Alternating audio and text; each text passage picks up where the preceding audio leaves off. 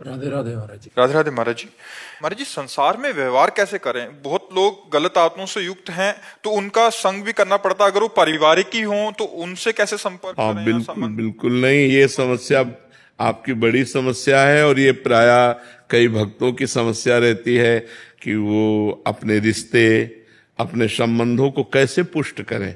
जब हम अध्यात्म की तरफ कदम बढ़ाते हैं, उनके सारे आचरण अध्यात्म के विरुद्ध हैं, तो फिर हम कैसे उनका सम्मान कर सकें, कैसे हम उनसे संभाषण कर सकें। तो एक ही बात है कि भगवत भाव करके अपनी बात बना लो, उनमें भी भगवत भाव कर लो। भगवानी स्वरूप का नाटक कर रहे हैं, कोई बात, हमें नहीं पीना, हमें नहीं खाना। जैसे कई बहुएं ऐसी हैं कि स्वयं वैष्णव हैं, वैष्णव बचपन से हो गई, अब वो ऐसे घर में गए जहाँ मांस खाया जाता है, प्याज लहसुन खाया जाता है। अब भारी समस्या उनके सामने है, तो हम कह देते तुम मत खाओ, लेकिन अपने पति परिवार के लिए प्याज लहसुन का भोजन बना दो। झगड़ा क्यों करोगी? प्रारब्ध के अनुसार वहां पहुंच गई हो तो घर को सजाओ, उजाड़ो मत, अंदर से भजन करो। तुम भले मत खाओ, लेकिन परिवार का पोषण जैसे हो रहा है वैसे करो। ऐसे ही आपसे प्रार्थना है कि जो अपने से श्रेष्ठ हैं, सम्माननीय हैं, उनको वैसा ही सम्मान दो, वैसे ही प्यार करो। आप गलत भोजन, गलत संग का प्रभाव अपने ऊपर ना आने दो, यही बात हो सकती है। तो इसलिए गृहस्थ में ही रह करके हम सबको सम्मान देते हुए, सब में भगवत भाव रखते हुए, अपने को बचाते हुए अध्यात्म में चलें। है बड़ा कठिन, है बड़ा कठिन।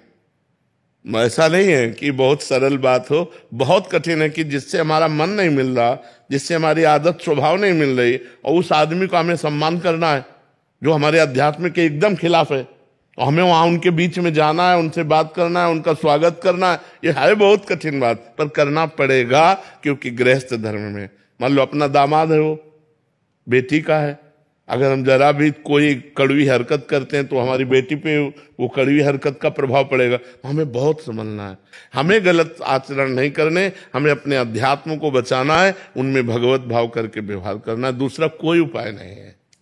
तनिष्का अरोड़ा जी। राधे राधे महाराज जी। महाराज जी, कथा एवं नाम जप के बाद भी मेरा मन अक्सर विषयों की तरफ भटकता है। अपने भजन को गुप्त रखने के लिए मैं अक्सर अपना समय मित्रों के साथ गुजारती हूँ। अथक प्रयास के बाद भी मेरा मन एक चित्त होकर भजन में नहीं लगता। इस बात का मन में अक्सर गलानी होती है। मित्रों के साथ भी मन में नाम तो चलता रहता है, पर जब कोई पद सुनती हूँ रोना भी आता है। मैं अपने समय को व्यर्थ कर रही हूँ। मतलब लगे रहो, यह सतमार्ग है, इसमें हारना भी जीतना ही होता है। लगे रहो, आज अनुभूति नहीं हो रही तो कल अनुभूति हो जाएगी। जिस दिन अनुभूति हो गई सब प्रपंच शांत हो जाएगा। किसका प्रश्न है? खूब नाम जप करो, लगे रहो। और अपनी भक्ति को छुपाने का तात्पर्य हम विषयी पुरुषों से संग करें ऐसा नहीं है, यह सिद्धांत नहीं है। हम असंग रहें, एकांत रहें, कोई हमसे मिलता है पवित्र व्यवहार करें। भक्ति का हम प्रदर्शन न करें। हम जैसे गा रहे हैं, पद गा रहे हैं और भाव में, तो हम प्रदर्शन नहीं कर रहे, हम अपने प्रभु के भाव में। अब एक गाना है कि 4 लोग बैठे हैं, अब हम इनको दिखा रहे हैं, अंदर की बात है, हम दिखा रहे हैं कि हम बड़े भगत हैं। ऐसा गान बजान या कीर्तन या ऐसा कुछ भी नाटक, बैठना, ऐसा एक्टिंग करना, वो मना है। अगर हम भजन में बैठे हैं और 4 लोग आ गए हैं तो हम बैठे ही हैं, वो हमारी स्थिति है, हम कोई नाटक नहीं कर रहे हैं। तो भजन अंदर से भगवान की प्राप्ति के लिए हम कर रहे हैं। बाहर से जब कोई व्यक्ति आवे तो हमको बिल्कुल सहज, सरल, नम्र, प्रिय व्यवहार करना है। अगर वो विषयी है, अगर वो हमारे परमार्थ के विरुद्ध है, तो हमें उसका त्याग कर देना है।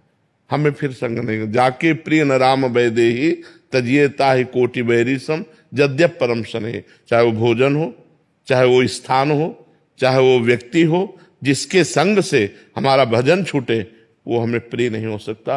वो भोजन प्रिय नहीं हो सकता, वो स्थान प्रिय नहीं हो सकता, वो व्यक्ति प्रिय नहीं हो सकता। और बहुत जन्मों की दबी हुई वासनाएं हैं, इसलिए लाख बार एक ही वासना आपको अनुभव में हो सकती है, ये डिलीट नहीं हुई अभी तक, वही लाख बार मैसेज है, उसी व्यक्ति का मैसेज है। तो तो आपको लगेगा कि डिलीट नहीं हो रहा, लेकिन वो डिलीट हो रहा है, उसकी संख्या कम होती चली जा रही है। ऐसे हम नाम जप कर रहे हैं, हमारे अंदर दुर्वासनाएं हैं, वो डिलीट हो रही हैं, उनकी संख्या कम हो रही, पर हमें बार बार ये अनुभव होगा कि वही बात आ रही, वही काम की बात, वही क्रोध की बात, वही मोह की बात, वही अहंकार की बात, वो नष्ट हो रहे हैं। धीरे धीरे नाम अपना प्रभाव दिखाएगा, हृदय निर्मल हो जाएगा, परमात्मा अनुभूति होगी। बस हम डटे रहें, हम कभी हटे ना, किसी भी परिस्थिति में हार ना माने कि अब तो बहुत समय हो गया भजन करते, कोई अनुभूति नहीं हो रही, अरे छोड़ो, ऐसा नहीं, कभी नहीं। भजन कभी व्यर्थ नहीं जाता, नाम जब कभी व्यर्थ नहीं जाता, वो चमत्कार दिखा के रहेगा, पर हम लगे रहें। जब तक हमारे पाप हैं तब तक वो हमें अनुभव में नहीं आने दे रहा, और जिस दिन पाप नष्ट हो गए, निष्पाप हृदय हुआ, उसी दिन चमत्कार हो जाएगा, उसी दिन आनंद की अनुभूति होगी।